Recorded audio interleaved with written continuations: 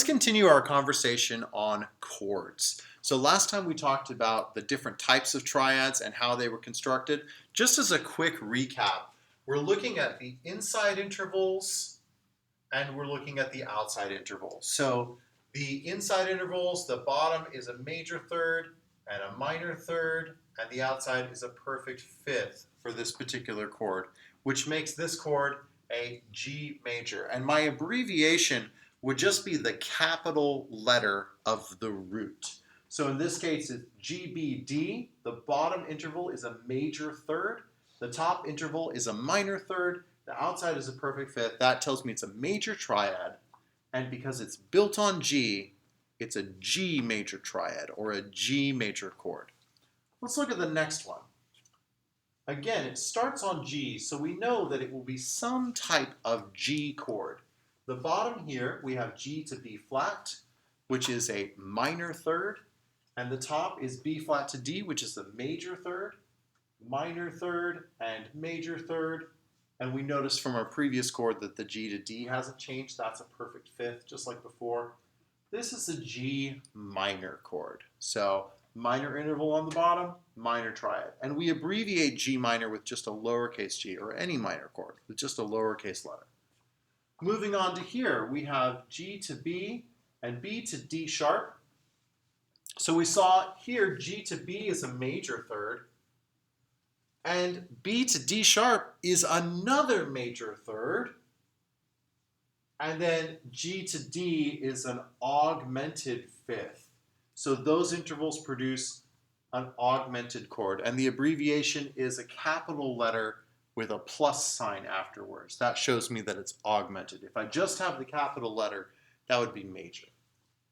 And then finally, we have G to B flat, which I saw right here is a minor third, and B flat to D flat, which is another minor third. So two minor thirds, and this outside interval here is a G to D flat, so that is smaller than what I had over here by a half step. It's been decreased from perfect fifth to diminished fifth. And so this is going to be a lowercase g representing this bottom interval of a minor third, and it will have a little degree sign, a superscript circle above it. So major is a capital letter, minor is a lowercase letter, augmented is a capital letter with a plus sign, diminished is a lowercase letter with a degree sign. And they're all based on the root, the bottom of the chord, which is the note that the whole chord grows from. The whole chord is named after that note. So as you're looking through these intervals, you could, of course, just count whole steps and half steps. You're looking at just a third, so you're only going to count 3 half steps or 4 half steps. And for the fifth, it is a few more, but if you just identify the thirds, you don't necessarily need to identify the fifth. That way will work for you, and it's similar to the interval and analysis method that we call the guess and check method, where you just count the number of whole steps and half steps. And while it will get you the right answer, I don't think it's the easiest way, and it's certainly not the quickest way. I recommend to you something that is a little more efficient and I think a little bit more elegant way to identify these chords. And it's going to follow up with just how we analyzed intervals in the key of the bottom note. What is the top? But instead of the top only being 1 note, the top is now 2 notes. So in the case of G major, we're saying in the key of G, what are both B and D? What are both of those notes in the key of G major? This exactly matches the key signature of G major, which for the record is, anyone, G major? G major is 1 sharp. That's the sharp on F. B and D have nothing on them. So it matches. Because it matches, it's the same name, G major. Now, G minor has 2 flats, B flat and E flat. So we can see that this B flat shows that this chord matches G minor. Because it matches G minor, it's a G minor chord. Now, there's no such thing as a diminished key or an augmented key. So these chords will match the major or minor chords on the bottom 2 notes. And the top note will just be a half step different. In the case of the augmented triad, it'll be a half step bigger. And in the case of the diminished triad, it'll be a half step smaller. So that top note is being raised or lowered. But you can still use the key signature method to show you that.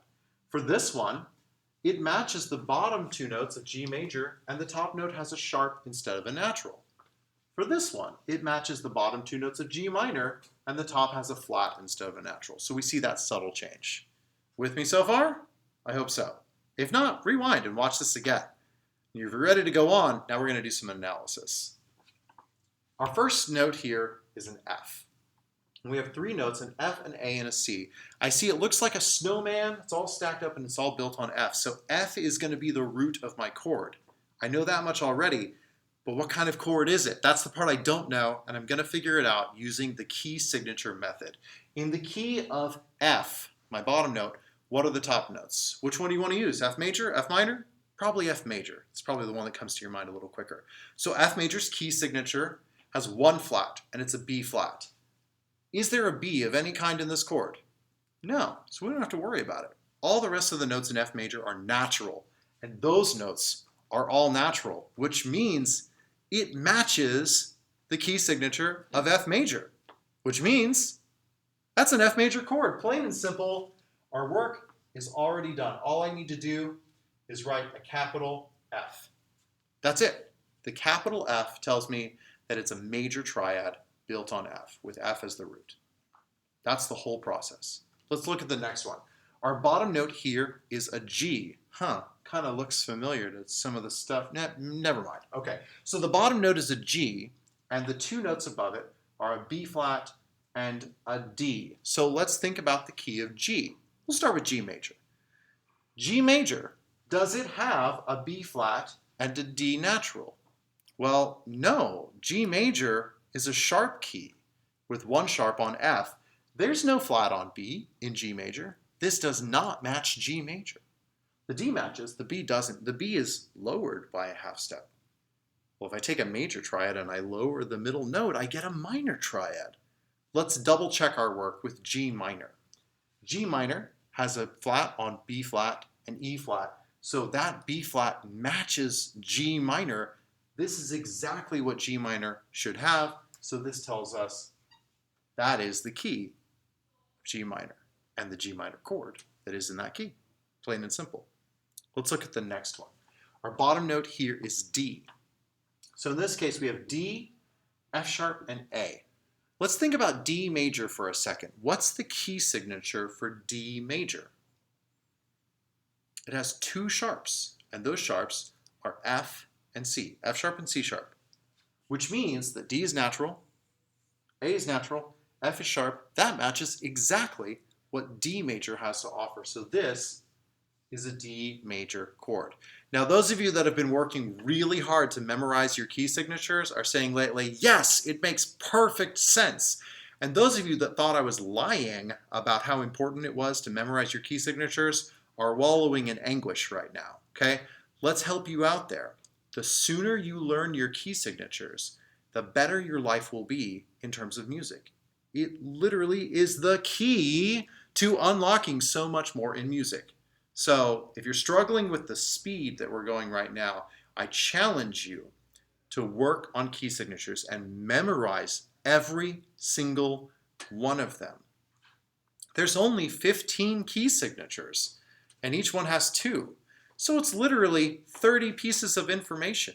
If you memorize a couple a day, you'll have them done in a couple of weeks, and your life gets way, way easier, way, way quicker. Okay, enough of me getting on to you about that. Let's move to our next thing. Our bottom note here is C sharp, and then we have E and G after that. So C sharp, E, and G. If I think in the terms of the key of C sharp, let's do C sharp major. Probably that's coming to your mind because C sharp major is the key with all sharps. Every note is sharped.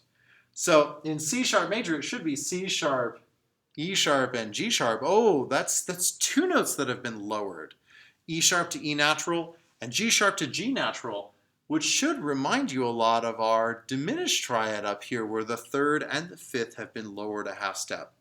Well, that's what it is. It's a C sharp diminished. We have a lowercase c with a sharp and then a degree. Keep in mind that order.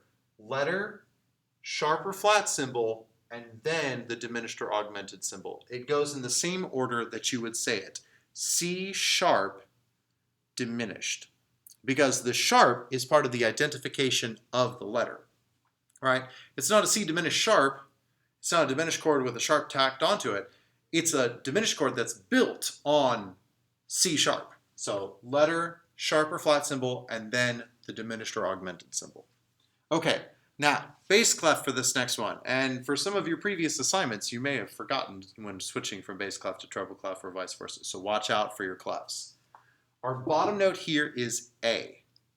We have an A, a C, and an E. We can think in terms of A major or A minor. Which one comes to mind quicker? Well, maybe A major does. A major has what key signature? It has 3 sharps, F sharp, C sharp, and G sharp. And those are not sharped. That does not match A major. Well, what about A minor? Can you think of the key signature for A minor? Probably so. That's the minor key signature with all natural, just like C major is the major key signature with all natural. So A minor is all natural. That means that A, C, and E will be natural in the key of A minor. And guess what? They're natural here too, which means that if it matches A minor, it's the A minor chord. And all I have to write is a lowercase a. That's it, and I'm done. If you had gone the A major route and thought C sharp now gets lowered to C natural, you can think about how major lowers the middle note to become minor, just like we saw in our previous examples. You still would have gotten the right answer. So don't think that, oh, if I don't pick the right key at the beginning, I won't get the right answer. You absolutely will, and the worst it would count is that it would take you one extra step to get there. So no sweat about that. But if you really know your key signatures and you're really quick with them, then you can get the answer that much faster. All right, just 3 more here. So this bottom note here, we have a B flat, and then a D, and then an F. So let's think in terms of what key signature that would match. We have B flat major, B flat minor. Probably B flat major comes to mind a little quicker. B flat major's key signature is 2 flats, a B flat, and an E flat. And what do you know? This has a B flat, and then natural, natural. So it matches the key signature of B flat, and it's the B flat chord. Last 2, real quick, we've got A flat here. So we can think of A flat major has 4 flats, B flat, E flat, A flat, and D flat. Well, that has the A flat, but it should have an E flat. A flat, C, E flat is what would match the key of A flat major. And because it's E natural instead of E flat, it means the top, the 5th of the chord, has been raised by a half step. This is not an A flat major chord because the top note's been changed. This is an A flat augmented chord. And like what we said before, letter, sharp or flat symbol, diminished or augmented symbol. Okay, we're almost there. Last one here. We have an E, a G sharp, and a B. So let's think in terms of E. We can think of E major or E minor. We picked major the last time. Let's pick minor this time. In E minor, what's our key signature? It's 1 sharp on F. That means that G should be natural if it were E minor. That doesn't match E minor, so that's not an E minor chord. Instead, E natural or G natural has been raised to G sharp. That middle note has been raised up from minor to major. So this is an E major chord. Alternatively, double check yourself with the other one. We just tried minor, so do major now.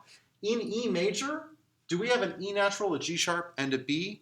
Well, E major's key signature is 4 sharps, F, C, G, and D. That matches E major perfectly, which means that's an E major chord.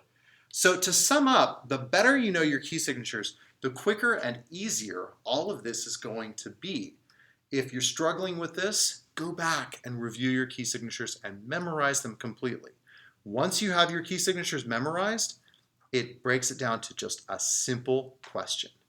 In the key of the bottom note, what is the top?